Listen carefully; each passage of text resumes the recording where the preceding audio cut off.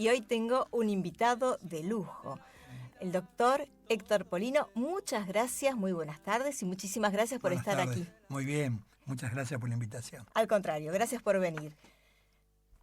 El mundo de la política, Héctor Polino, lamentablemente no lo tenemos sentado en una de las... Fascinante mundo de la política. Fascinante, ¿no? Por supuesto. ¿A qué edad empezó? A los 15 años de edad. ¿Cómo fue esos comienzos?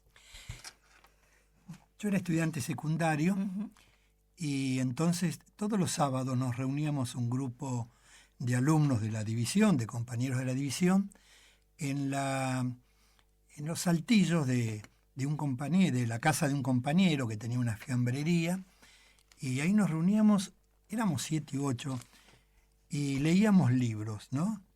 Libros socialistas, de autores radicales, comunistas, anarquistas, y además el compromiso que le encargábamos a uno de los compañeros que durante la semana tenía que leer un libro. Y luego, al sábado siguiente, tenía que hablar sobre el contenido de ese libro y entrábamos en un debate, en un cambio de ideas y demás. Y así lo hicimos durante mucho tiempo. Entonces, algunos después rumbearon hacia la Unión Cívica Radical, otros hacia el Partido Comunista, y yo fui el único que me afilié a las Juventudes Socialistas. ASES, Agrupación Socialista de Estudiantes Secundarios. Y recuerdo que nos reuníamos clandestinamente, porque en esa época había persecución política a los partidos de la oposición. Me acuerdo que cuando hacíamos volantes en un mimeógrafo, nos poníamos guantes para que no quedasen las impresiones digitales en los papeles que luego repartíamos y nos pudieran individualizar. Es decir, fue una vida política muy difícil, muy complicada, muy arriesgada.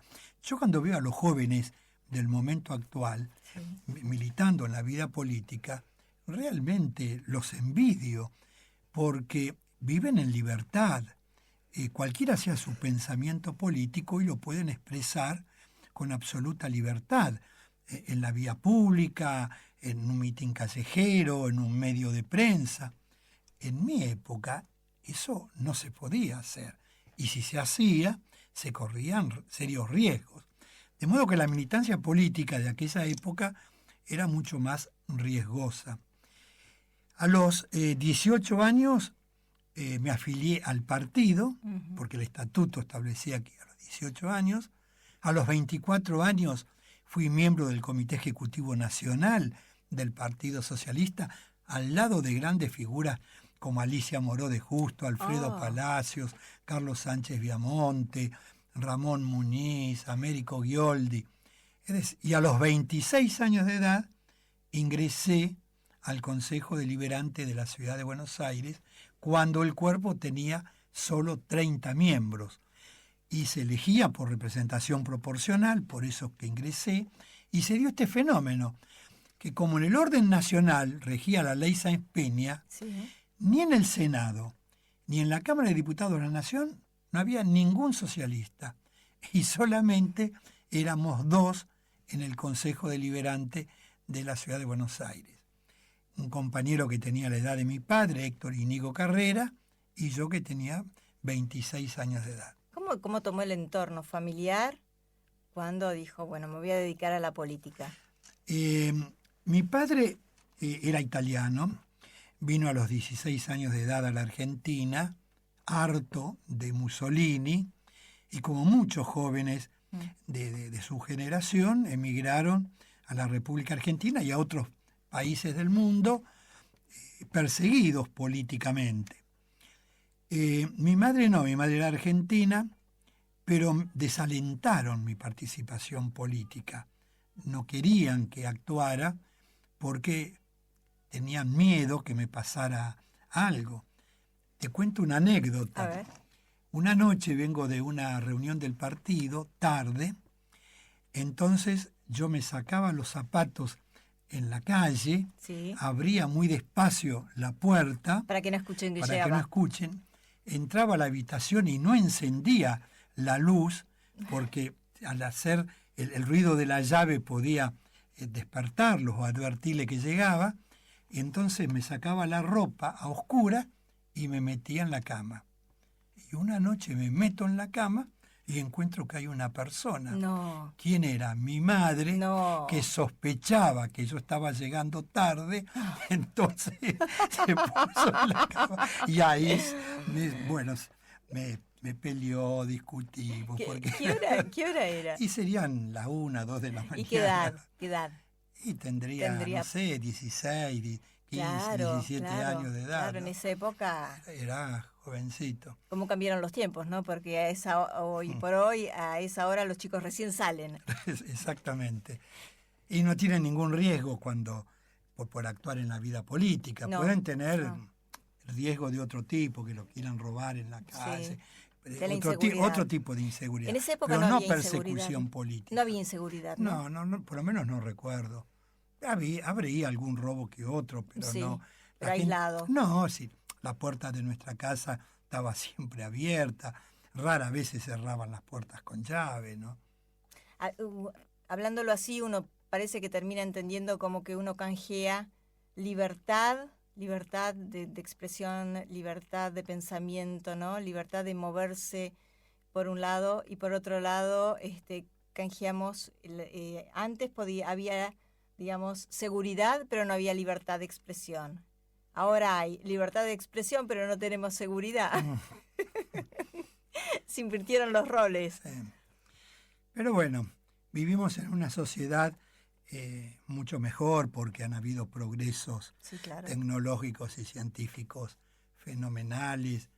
Hoy un chico tiene acceso al universo a través de la pantalla de una computadora, ¿no? En nuestra época, bueno, si el que no leía los diarios no se enteraba de las noticias del mundo. Cuando uno escribía una carta al exterior, pasaba un mes para que llegara la carta y tener luego la respuesta. Es decir, vivimos una fenomenal revolución tecnológica y científica, ¿no? Como nunca se ha visto. ¿Cómo era Héctor Polino a los 26 años en el Consejo Deliberante, donde era la primera vez que estaba sentado en una banca, ¿no? Representando. Y era muy a la peleador, población. Era muy discutidor. Yo recuerdo, y eso está en los anales del Consejo Deliberante, que cuando fue la interpelación por el tema de la vivienda, sí. Hablé 5 horas corridas, y cuando fue la interpelación por el problema de salud pública, por el tema de los hospitales municipales, hablé 7 horas. 5 horas el primer día, se hizo muy tarde a la noche, se pasó a un cuarto intermedio al día siguiente, y hablé unas 2 horas más, 2 horas y media más, 7 horas y media. Hoy eso es impensable. Cuando yo estaba ahora en la Cámara de Diputados y desde la presidencia decía, tienen 5 minutos para emitir su opinión, en esa época nos dejaban hablar todo el tiempo que necesitáramos, y pronuncié los 2 discursos más largos de toda la historia del Consejo Deliberante de la Ciudad de Buenos Aires. El de las 7 horas, 7 horas y media, fue la interpelación al secretario de Salud Pública, que era Rabanaque Caballero, padre, que era el secretario de Salud, el hijo, que sigue actuando en política. En esa época estaba en un palco observando cómo yo castigaba desde la banca al padre, que después de 7 horas terminé pidiéndole la renuncia por todos los problemas que habían en los hospitales municipales de entonces, ¿no? Porque yo me dediqué durante bastante tiempo, una vez por semana, y le avisaba a un periodista, que era el periodista de La Razón, que en aquella época era el diario más importante que había en Argentina, que salía a la tarde. Entonces, sin decirle nada, a la mañana le decía, mañana salimos. A las 8 de la mañana estábamos en el Consejo Deliberante, pedíamos un taxi, subíamos y le decía, a tal hospital. Y entonces ahí llegaba con el periodista, hablaba con el director del hospital, le decía que quería recorrer las instalaciones, me decía, lo acompaño, no, quiero recorrerlo solo, y entonces veíamos en los distintos servicios los problemas que había, hablábamos con los médicos, el personal auxiliar, con los pacientes y demás, y el periodista tomaba nota. Y luego a la tarde salían en la primera página los problemas que habíamos encontrado en ese hospital. Después de esa recorrida que hice por todos los nosocomios de la ciudad de Buenos Aires, le promoví la interpelación que duró, como dije, 7 horas y tanto. El problema que había en esa época en los hospitales es el mismo problema que a veces... No, era de otro tipo, ¿no? Generalmente eran problemas se descomponía un aparato y estaban meses o años para arreglar ese aparato, y se había hecho una inversión en un aparato de radiografía enorme, y los pacientes no se podían sacar las placas radiográficas, ¿no? Algunos siguen subsistiendo. Me suena conocido, hoy, ¿no? El tema me suena conocido porque en más de un hospital sigue pasando lo mismo. La falta de personal, de enfermeras suficiente, falta de anestesia. El hospital de niños, sí, le voy marcando qué hospitales son los que van teniendo, y muchos. Después de estar sentado en la banca del Consejo Deliberante, ¿cómo siguió la carrera de Héctor Polino? Bueno, a los 2 años se produjo un golpe de Estado, y de un momento para otro quedamos en la calle y volví al ejercicio de la profesión, porque yo alterné la función pública con el ejercicio de mis profesiones, que yo tengo 4 profesiones. Maestro mayor de obras, que trabajé 25 años en la construcción, luego soy procurador, escribano y abogado, sí, y trabajé 10 años como abogado. Estábamos hablando que, bueno, vino el golpe militar, razón por la cual... Volví al llano y al ejercicio la abogacía de la profesión. No, sí. En ese momento la construcción, ¿no? Sí. La dirección, proyectos, cálculos de hormigón armado. 25 años estuve en la industria de la construcción. Después, hasta el año 1983, cuando el doctor Raúl Alfonsín asume la presidencia de la República. Aires democráticos ya en ese momento. Ya ahí vivimos un proceso democrático. El sector del socialismo al que yo estaba, este es un hecho importante, el sector del socialismo al que yo estaba, no apoyamos la candidatura del doctor Alfonsín. ¿Cómo? Claro. ¿Qué pasó? Apoyamos la candidatura del doctor Oscar Allende. Está bien. No obstante esa circunstancia, Alfonsín, que ganó por el 51 y algo % de los votos, me convocó para ofrecerme la Secretaría de Estado de Acción Cooperativa de la Nación, que creaba en ese momento, porque existía un instituto, y que quería que se hiciera cargo un socialista, en este caso yo. Perdón, Héctor, ¿se habían visto antes con Alfonsín? Sí, en algunas oportunidades habíamos estado en actividades políticas en común, pero él fue candidato a presidente de la República, y yo en los actos políticos que participé en esa campaña electoral, participé junto con Oscar Allende, no con Raúl Alfonsín. Ahora, no obstante, me convocó, puse a consideración de la Confederación Socialista Argentina, y consideraron que debía aceptar el cargo en ese difícil y complejo proceso de transición de la dictadura a la democracia. A los pocos días lo convoca Alfredo Bravo, que le ofrece la subsecretaría de Conducción Educativa. Bueno, Bravo hizo lo mismo, y fuimos los dos de los tantos extrapartidarios que existieron en el gobierno del doctor Alfonsín, que lo acompañé hasta el último día de su gestión. Desde el primer día que juré en la Casa de Gobierno, el mismo día que juró el doctor Alfonsín como presidente de la República, yo como secretario de Estado, hasta el 7 de julio del 89, donde otra vez vuelvo al llano, y luego a los 4 años soy elegido diputado nacional por el Partido Socialista, y permanezco durante 12 años, 3 periodos consecutivos, ¿no?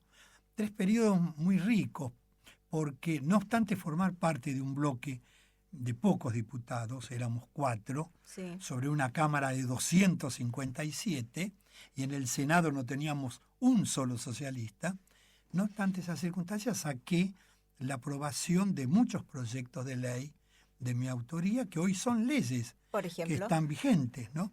Por ejemplo, la ley de cajas de créditos cooperativas, la ley que modifica un artículo del Código Civil que limita la responsabilidad de los garantes en los contratos de locación al periodo de tiempo que se firmó el contrato, Sí. y no como existía hasta ese momento.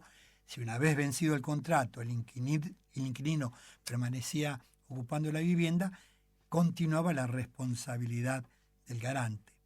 Se limitó a ese periodo. Al periodo por el cual se firmaba el que contrato. era por 2 años, a los 2 años finalizaba la garantía del fiador, ¿no?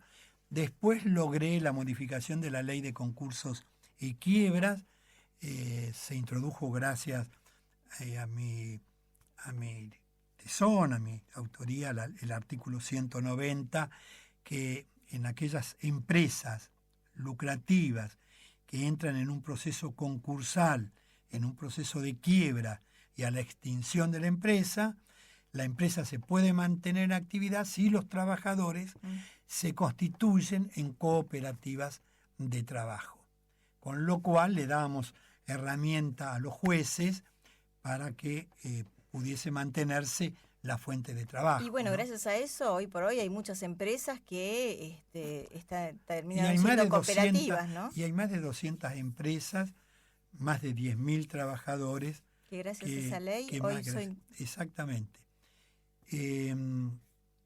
Logré, por ejemplo, que todos aquellos productos importados, usados, Sí. Que se establecieron una serie de limitaciones al ingreso al país, a esas importaciones que se hacían hasta ese momento de manera indiscriminada, donde venían productos usados de otros países a la República Argentina. En protección de la industria nacional le pusimos limitaciones y eso también fue origen en un proyecto de mi iniciativa. La modificación del artículo 45 de la ley de radiodifusión, la 22285, que luego se incorpora en esta ley de servicios de comunicación audiovisuales, también fue de mi autoría, y así infinidad de leyes que están vigentes, no obstante haber formado parte de un bloque minoritario. Y un proyecto de ley que hacía una modificación más amplia de la ley de concurso y quiebra, se aprobó ahora, estando fuera de la Cámara de Diputados. Ese proyecto de ley es tomado por el Poder Ejecutivo Nacional, que lo remite a la Cámara de Diputados, y este mismo año, en el mes de junio de este año, fue convertido en ley, una modificación integral a la ley de concursos y quiebra. Y en el debate parlamentario, la miembro informante de diputados y del Senado rescatan diciendo que este proyecto que envió el Ejecutivo, que iba a ser aprobado, había tenido origen en un proyecto que yo había presentado del año 2000 en la Cámara de Diputados de la Nación. Está bien. Polino, ¿cómo evalúa el resultado de estas elecciones? ¿Cuál es el análisis que hace? Bueno, es un resultado donde se le da un fuerte respaldo político a la presidenta de la República, que va a poder gobernar durante 4 años, casi con mayoría propia en diputados y en el Senado.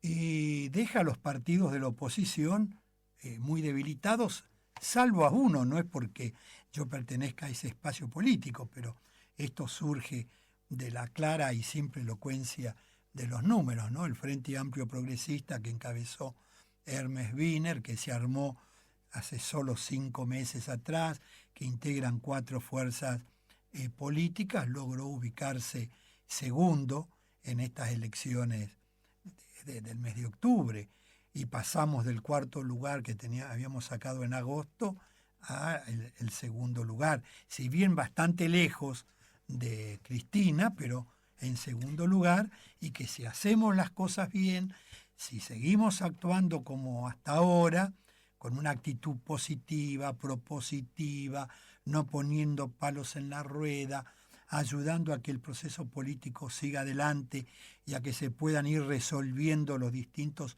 problemas que padece el pueblo, yo creo que el pueblo lo va a tener en cuenta dentro de 4 años cuando tenga que elegir nuevamente presidente de la República, ¿no? Y apostamos a ser una alternativa de gobierno en la Argentina, no solo un partido de oposición, sino poder gobernar el país. Y fíjate que Hermes Wiener, que gobernó con tanto éxito durante 8 años el municipio de Rosario, y esta fuerza política de hace 20 años gobierna Rosario, 4 años está gobernando la provincia de Santa Fe, y no ha habido una sola denuncia de un solo acto de corrupción cometido por un solo funcionario en esas 2 administraciones. Este es un valor muy importante y además con eficiencia. Cualquier ciudadano que visite la ciudad de Rosario, y si hace muchos años que no va a ver que es otra ciudad, que cambió totalmente. Y la provincia de Santa Fe, si bien 4 años es un periodo relativamente breve, Sí. pero también ha hecho una gestión muy positiva, ¿no? ¿Cuál es la lectura que se hace, en este caso, desde como hombre de la política, con relación a quienes sacaron tercero, cuarto y de ahí para abajo? Me refiero a qué quiso decir la ciudadanía con Duhalde, con Rodríguez Sá, con Carrió. ¿Qué les dijo? Que las propuestas políticas y el comportamiento político que tuvieron durante todos estos años no es el correcto, porque algunos de esos sectores políticos tuvieron una actitud tremendista, apocalíptica, frente al gobierno nacional. Todo lo que venía del gobierno nacional estaba mal y se opusieron a todo en el Congreso Nacional. Y el gobierno nacional aquí ha cometido muchos errores y con el cual tenemos muchas disidencias, también tenemos que reconocer que ha tenido muchos aciertos y han habido medidas y proyectos e iniciativas que son positivas y que las avalamos y las votamos favorablemente en el Congreso Nacional. Por ejemplo, haber terminado con las administradoras de fondos de jubilaciones y pensiones, ese gran negociado. Las famosas AFJP. Claro, ese famoso negociado de un grupo de grandes empresarios, y haber vuelto al sistema público, al sistema jubilatorio de reparto. Y que la gente no se quedó sin trabajo, ¿no? Los empleados no se quedaron sin trabajo. Exactamente. Un detalle importante. Ese es un hecho positivo. Por ejemplo, la asignación universal por hijos también es un hecho positivo. El incremento a los jubilados, que se haya fijado que 2 veces al año se... Claro, haber reajustado y además haber posibilitado que muchas personas que trabajaron durante muchos años, toda su vida, pero que no se hacían los aportes, que la parte empresaria no cumplía con la legislación y que no podían acceder jamás a una jubilación, pudieron ahora jubilarse, sea con un haber mínimo, pero sí, tienen un ingreso y tienen una obra social, y eso también es importante. La ley de servicios audiovisuales, sí, la nueva ley de radiodifusión, también es un hecho positivo.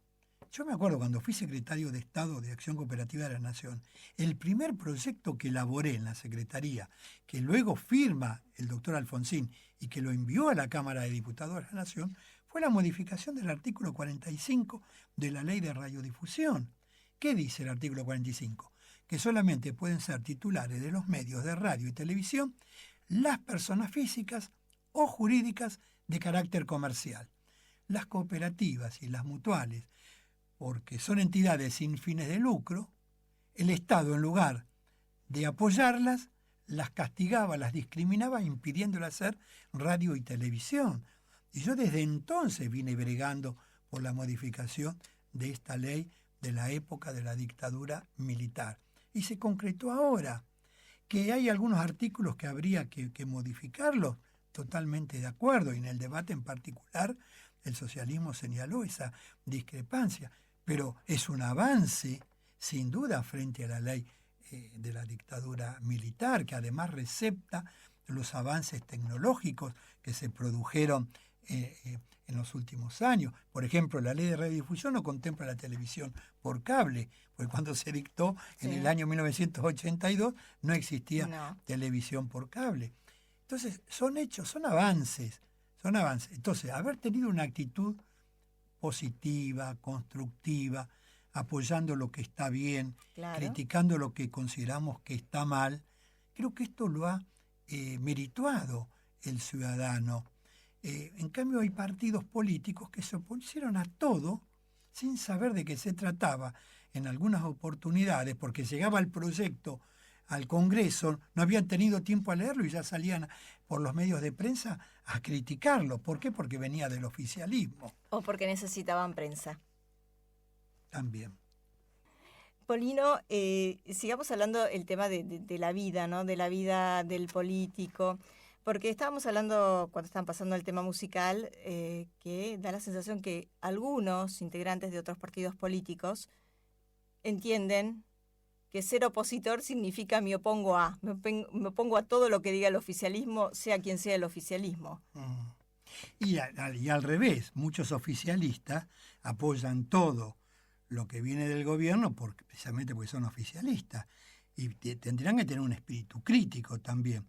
En la época del gobierno de la Alianza, del doctor de la Rúa, el socialismo formaba parte de la Alianza.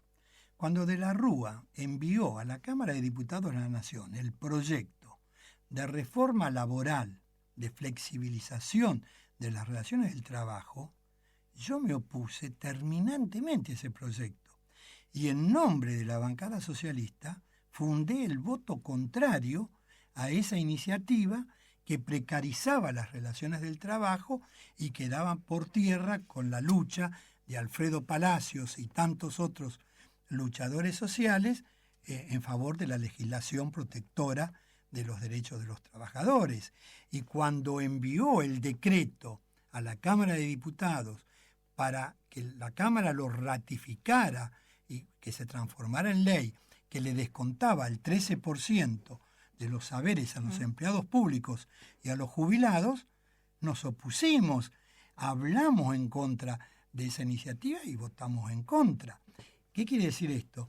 Que hay que tener un espíritu coherente y consecuente con las posiciones que siempre uno ha sostenido, y no por el hecho de que pasa a ser oficialista en un determinado momento, entra a avalar todo, aunque lo que está avalando está en contra con su historia, con los principios, con los valores que ha venido sosteniendo toda la vida. Y ese mismo error que cometen algunos oficialistas lo cometen otros opositores, porque son opositores, interpretan que tienen que oponerse a todo. No, la oposición tiene que controlar al oficialismo, tiene que advertirle errores, desviaciones, tiene que proponer medidas superadoras, pero no porque viene el oficialismo tiene que hacerle una guerra frontal como si estuviéramos realmente en la guerra real, ¿no? Poniendo palos en la rueda, apostando al fracaso. Eso es una oposición destructiva. Y algunos sectores políticos llevaron a cabo en estos años una oposición de este tipo. Y el pueblo los ha sancionado, ha advertido que estaban equivocados, que no es la mejor manera de actuar, ¿no? Doctor Polino, mucho se habló y se dijo, ¿no?, que a lo mejor en esta nueva gestión por parte del Frente para la Victoria se iba a proponer la modificación de la Constitución para la reelección en forma indefinida. De ser así, si eso se llega a ser un proyecto de ley para la modificación de la Constitución, ¿qué rol va a ocupar en este caso o qué posición va a tener en este caso el socialismo? Sería un error del Poder Ejecutivo. Nunca se lo escucha al Poder Ejecutivo. Claro. Es como que hablan de la vereda enfrente, ¿no? Exactamente. Pero si así en algún momento lo hiciera, alguien ha hablado de Cristina Eterna. Sí. Si en algún momento así lo hicieran, sería un gravísimo error por parte del oficialismo pretender perpetuarse en el poder, y nosotros nos vamos a oponer. ¿Y por qué nos vamos a oponer? Por lo siguiente, nosotros estamos dentro del sistema presidencialista de gobierno, con un sistema presidencialista muy fuerte que deriva de nuestra historia. Sí. Cuando se redactó la Constitución de 1853, el país venía de la guerra civil, de la anarquía, la provincia de Buenos Aires estaba separada del resto de la Confederación. En consecuencia, los constituyentes de 1853 idearon un poder ejecutivo con amplísimas facultades precisamente para unificar al país, unificar a la nación argentina, promover el progreso, de modo tal que el presidente de la República tiene muchísimas atribuciones que le fueron aumentadas con la reforma del año 1994, donde se le dio rango constitucional a los decretos de necesidad y urgencia, sí, que hasta ese entonces los presidentes de la República hacían uso de los decretos de necesidad y urgencia precisamente cuando se daban esas dos circunstancias, la necesidad y la urgencia, y el Congreso no estaba reunido. Resulta que en el 94 se le dio rango constitucional y ahora se está haciendo, o se ha hecho mucho uso y abuso de los decretos de necesidad y urgencia, con lo cual se agrega las facultades que ya tenía el presidente o presidenta de la República con la Constitución del 53. De modo que la reelección indefinida coloca al presidente de la República en mejores condiciones frente a los contrincantes, porque va a poner todo el peso del aparato del Estado al servicio de su propia reelección. En el año 94 se acortó el periodo de duración del mandato presidencial de 6 años a 4 y se estableció una reelección por única vez, es decir, para que pudiera estar 8 años, porque 4 años se consideró que era insuficiente para poder llevar a cabo determinados proyectos de gobierno. Ahora, 8 años es un plazo razonable. Sí. De ahí pretender perpetuarse una persona, eso es contrario al espíritu de una república democrática que se basa en la renovación, en la periodicidad de los mandatos, etc. De modo tal que si el oficialismo intentara una reforma de la Constitución para establecer la reelección indefinida, nosotros de ninguna manera acompañaríamos una iniciativa de ese tipo. Además, aclaro que el oficialismo necesita los 2/3 del total de ambas cámaras del Congreso para declarar la necesidad de la reforma, que luego la va a implementar una convención reformadora convocada al efecto, cuyos convencionales constituyentes luego tiene que elegir el pueblo. Pero al oficialismo, a pesar de este amplio triunfo electoral, no le dan los números para tener los 2/3 de ambas cámaras para declarar la necesidad de la reforma. Y nuestro concurso no lo va a tener por las razones y muchas otras más que podría decir, pero que demandaría mucho tiempo. Doctor Polino, hoy se cumple un año de la muerte del doctor Néstor Kirchner. Sé que usted lo conocía bien, inclusive le ofreció un cargo. Sí, bueno, yo lamento mucho la muerte prematura del doctor Kirchner, un hombre joven que tenía muchísimo todavía para dar, y con mis coincidencias y disidencias con él ha sido una pérdida muy grande para la vida política argentina. Al doctor Kirchner lo conocí, lo vi en 2 oportunidades. Es decir, en 2 oportunidades tuve posibilidad de conversar personalmente con él. Una, cuando me convocó, vía jefe de gabinete, a una reunión en la Casa Rosada en el año 2006. Yo estaba en el llano, había terminado mi mandato de diputado nacional, para ofrecerme la Secretaría de Medio Ambiente de la Nación, sí, que estaba hasta ese momento dentro del ámbito del Ministerio de Salud, y la iba a poner dentro del ámbito de la presidencia de la República, como luego efectivamente la colocó. Y me ofreció el cargo. En ese momento, pensando en mis antecedentes, Sí. mi condición de socialista, el conflicto que había con la República Hermana del Uruguay por el tema de la pastera en Bosnia, que en Uruguay gobernaba un socialista y que mi presencia en esa área podía contribuir a resolver el conflicto. Yo, como lo hice cuando el doctor Alfonsín me ofreció el cargo, lo puse a disposición del partido, lo discutimos, lo consideramos, y en ese momento el partido consideró que no era conveniente que aceptara, y yo acaté esa decisión y permanecí en el llano. Y la segunda vez que lo vi fue cuando volví a la Casa Rosada para explicarle y agradecerle el ofrecimiento, pero explicarle las razones por las cuales no aceptaba el cargo, pero que de todas maneras estaba dispuesto a aportar ideas, en fin, lo que fuere. ¿Qué le contestó? No, se quedó muy sorprendido, lo lamentó que no haya aceptado, y sorprendido porque Sí. no entendía por qué ante un ofrecimiento de esa naturaleza, sobre todo estando en el llano, no lo aceptaba. Bueno, yo le expliqué, lo entendió, y luego en otra oportunidad me ofrecieron la presidencia del Instituto Nacional de Acción Cooperativa Ujú. y Mutual también, pero cuando me lo ofrecieron yo era diputado nacional. Sí. Y privilegié el voto popular a un cargo designado por el Ejecutivo y permanecí en la banca. De modo que personalmente pudimos conversar en 2 oportunidades en la Casa de Gobierno. A la señora sí, a Cristina Fernández de Kirchner la conozco bien porque ella fue diputada nacional y estuvimos 2 años juntos en la Comisión de Asuntos Constitucionales de la Cámara, ¿no? Y le hago una pregunta que queda pendiente después de la tanda.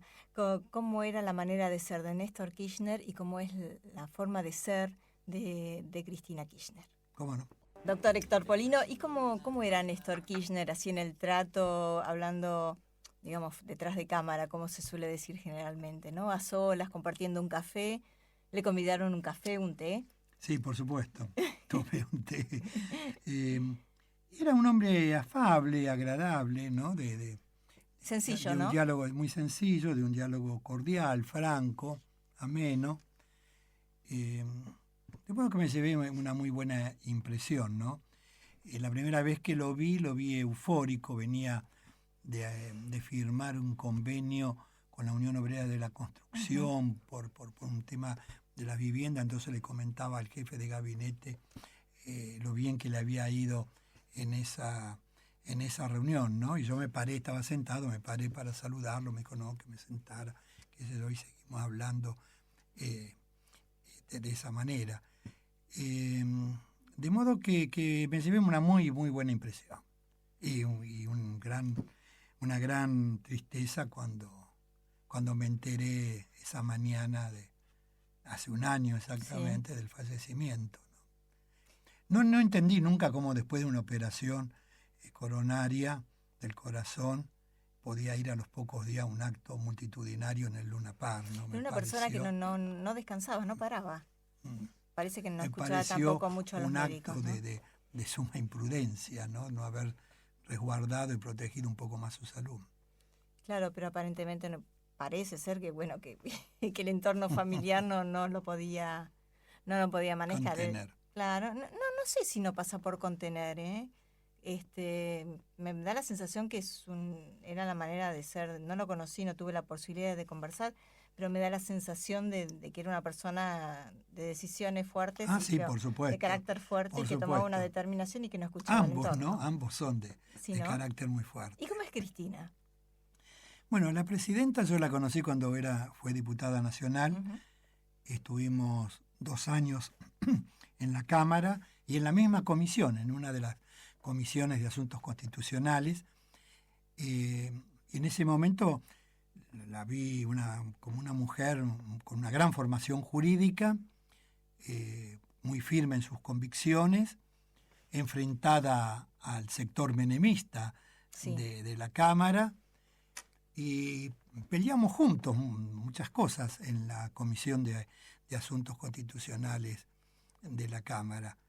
Me parece que es una mujer que tiene una mente muy clara, con una muy buena formación jurídica y muy valiente y muy firme en sus convicciones, ¿no? De modo que me parece que es una mujer que tiene todas las condiciones para gobernar un país en las circunstancias actuales, ¿no?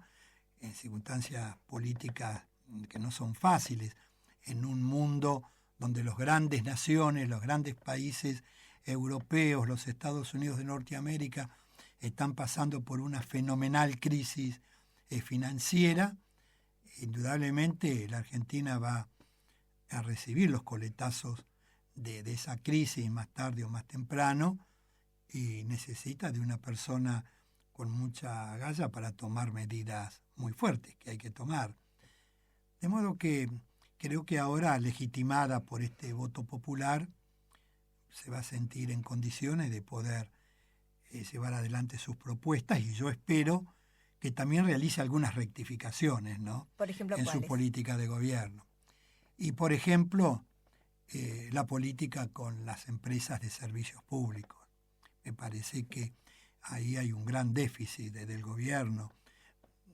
¿Cómo nos explicamos que a esta altura no exista todavía una ley que apruebe un marco regulatorio para las empresas de telefonía celular que tienen ganancias escandalosas en la República Argentina? ¿Cómo es posible que se lleve a cabo la política minera con respecto a las grandes empresas extranjeras que explotan nuestros recursos naturales con total y absoluta libertad, ¿no? Que no se le ponga límites, que se haya vetado la ley de los glaciares, ¿no? En su momento.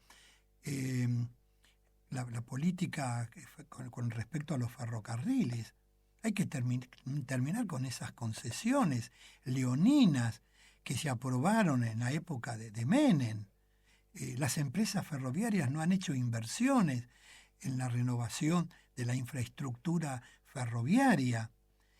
Hay que tener una política en materia ferroviaria para poder transportar las cargas a través del ferrocarril, no a través del camión. Cuando aumentan los combustibles, aumentan los costos. Transportar un producto 1.000, 1.500, 1.800 kilómetros en camión, eso en primer lugar hace consumir un recurso natural no renovable, que son los hidrocarburos, que es una riqueza que el Estado debiera utilizar de manera mucho más racional. En segundo lugar, el deterioro que producen las rutas, en los caminos, la cantidad de accidentes que se producen, la contaminación ambiental, la influencia en el costo final de los productos, de la canasta básica de alimentos. De modo que en ese hay un enorme déficit en ese sentido. La política energética en general también tiene grandes déficits. De modo que se dictó después de mucho tiempo la ley que regula las empresas de medicina prepaga. Fue en el mes de mayo, tenía 90 días todavía. No apareció el decreto reglamentario de la ley a las empresas de medicina prepaga. Es decir, quedan todavía muchas asignaturas pendientes que yo espero que en esta etapa de gobierno se puedan concretar. Y si bien es cierto que en 4 años no se puede hacer todo, sí, es cierto, pero tiene que haber una orientación o una señal de que se van a hacer determinadas cosas. Por ejemplo, los contratos petroleros en el sur del país, provincias de Chubut y Santa Cruz, 10 años antes del vencimiento de las concesiones, se lo prorrogó por 30 años más, a 40 años. Un escándalo. Doctor Héctor Polino, muchísimas gracias por haber venido al piso de Radio Palermo, a nuestro programa A los Hechos. no queremos despedirlo sin antes entregarle una bolsa que qué contiene bien. productos de la línea Cabrales para tomar muy bien. café, para tomar té, para tomar cappuccino, que puede muchas ser con gracias. leche fría, Muchas así que lo gracias. disfruten. Fue un Y gusto, ¿eh? el gusto es mío, Polino, y bueno, en lo que resta del año seguramente lo vamos a convocar para que venga a compartir con nosotros ya la nueva gestión de la doctora, mejor dicho, Cristina Fernández de Kirchner. ¿Cómo Que me no? Con cuente, mucho gusto. a lo mejor por ahí, su ex compañera de la Cámara Baja lo llama y lo convoca para que integre el gabinete. No, ya el gabinete debe estar ya formado. Que tenga Hasta pronto. Hasta pronto, Héctor Polino, muchísimas gracias.